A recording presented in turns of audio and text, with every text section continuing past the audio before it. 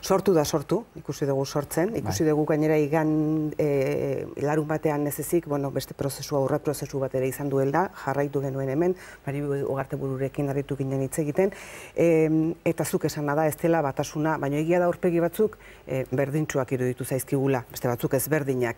Badira, berdinak eta ezberdinak. Zertan da ezberdina? Zertan den ezberdina. Nik uste batetik aurpegi batzuk egia da ez direla berriak.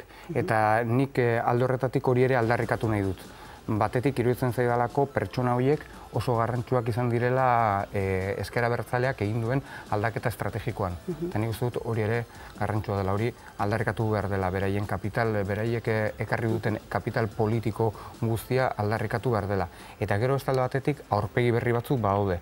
Aurpegi berri horiek ekarri nahi dute aldaketa bat ezker abertzalean. Eta ezker abertzalean egin nahi dugu aldaketa hori normalean egin ditugunak, baino lasaiago egin nahi dugu. Zergatik aurreko guztiak edo gehienak egin behar izan ditugulako errepresioaren ondorioz. Eta orain nolabait egin nahi dugu halako aldaketa mailakatu bat. Eta gero, noski, edukietan ere badira desberdintasunak. Edozein kasutan edukietara oraintxe joango gera, baina aldaketa lasaiago hortan zertan gauzatzea nahiko zenukete sortu?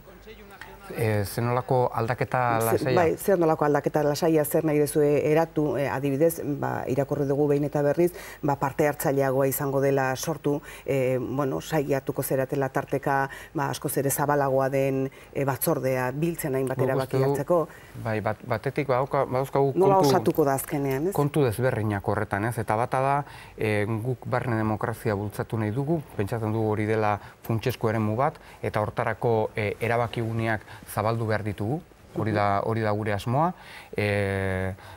Guk badaukagu 22 lagunek osatzen duten Kontseilu Nazional bat, baina gure erabaki nagusiak bertan hartu beharrean Batzar Nazionalean hartu nahi ditugu, eta horrek eskatzen du 450 lagunen artean hartzea erabaki horiek, eta gainera pertsona horiek herrietatik eta auzoetatik datozen pertsonak dira.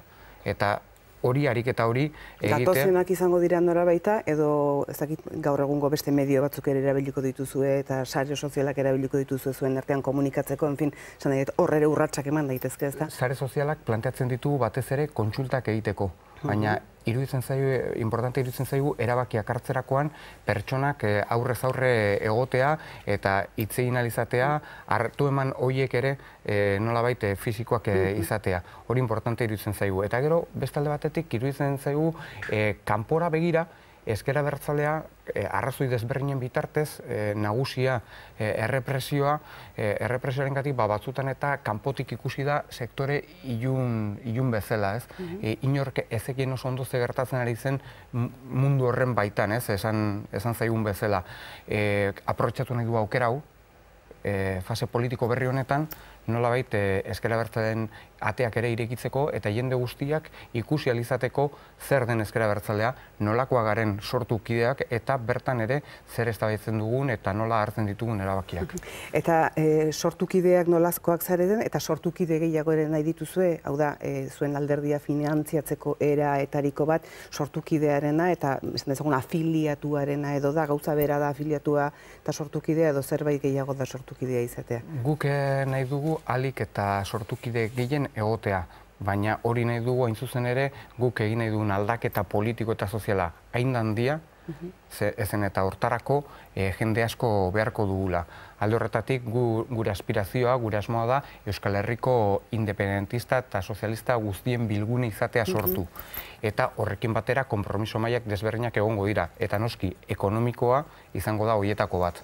Eta hori dela eta planteatzen dugu sortu politikoki independente izateko, ekonomikoki ere independente izan behar dela. Eta hortarako noski kuotak egongo dira eta hortarako sortukidek eta kuota bana ordaindu beharko dute. Independentista eta sozialista gehien bildu nahi duzue, zuek sortun, zein da sortuk independentziarako marraztutako bide horria? Izan ere, niri gertatzen zait edo beti sumatzen dut esaten direla Euskal Herriko politika gintzan gurea da, independentzia gurea da, estatusa gurea da, dena delakoa.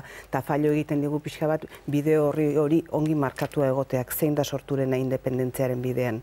Independentziarako bidea guk planteatzen duguna da lehenengoz eta behin gehiengo sozial zabalak eraiki behar direla. Eta bakarrik hortik etorriko dela independentzia irabaztea.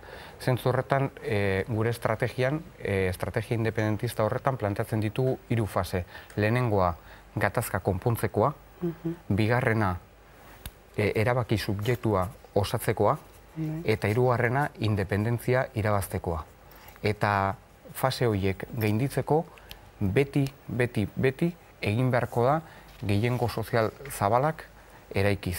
Eta planteatzen dugu hortarako gure aliantza politika eta indarrak biltzeko tresnak izan behar direla lanabes funtseskoak aurrerapausoak egiteko fasez fase estrategia horretan.